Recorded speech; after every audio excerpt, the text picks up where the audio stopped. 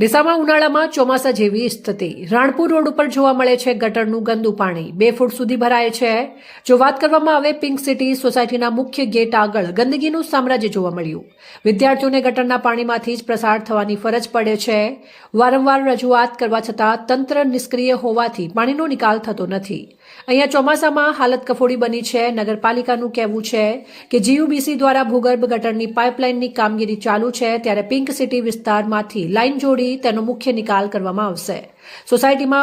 સોસાયટીઓ વધુ બની ગઈ હોવાથી પાણીનો નિકાલ હાલ કરવો મુશ્કેલ બની ગયો છે, એટલે કામ શરૂ થશે એટલે પાઇપલાઇન દ્વારા પાણી નિકાલ કાયમી ધોરણે લેવાશે। આ મુદ્દાનો ઉકેલ ન આવતા રહેવાસીઓમાં રોષની લાગણી ફેલાઈ છે અને આંદોલનની ચેતવણી આપવામાં આવી છે। બ્યુરો રિપોર્ટ કુર્સી ગજ્જર, દિવ્યાંગ સંઘર્ષ, ગુજરાતી ન્યૂઝ।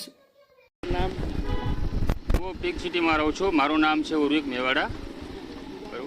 નગરપાલિકામાં વારંવાર રજૂઆત કરવા છતાંય પણ આ ગટરનું પાણી ઉભરાય છે। પાણી ઉભરાતા અમે કેટલી વાર નગરપાલિકામાં જઈ અને રજૂઆત કરેલી છે, પણ રજૂઆત કરવા છતાં નગરપાલિકાના માણસો આવે છે, અહીંયા કામ કરે છે, થોડું કામ કરે છે, બાકી કામ અધૂરું મૂકીને જતા રહે છે। વારંવાર રજૂઆત કરવા છતાં પણ આ કામ મારું આ રીત છે અને લોકોને અહીંયા ચાલતું આવવું પડે છે। ગટરના પાણીમાંથી આવવું પડે, બીજો કોઈ રસ્તો નથી અને પાણી જવા માટે બીજો પણ કોઈ નિકાલ થયા એમ નથી અત્યારે। મારું નામ મેવાડા ઉર્વિકુમાર દિનેશભાઈ।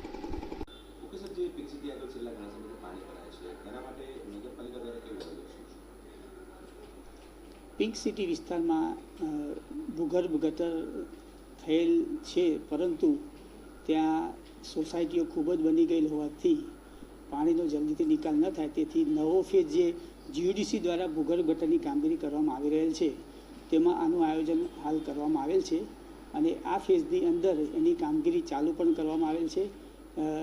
આ પિંક સિટીનું જે પાણી છે મેઇન રોડ ઉપર લાવી અને બીકે ગેલેક્સીમાં થઈ અને પછી આગળ જે અમારી મેઇન લાઇન છે સ્મશાનમાં થઈને ઇન્દિરાનગર જતી, એમાં એને આપવાનું જોડાણ કરવાનું આયોજન કરવામાં આવેલ છે, જે કામગીરી હાલમાં ચાલુ છે।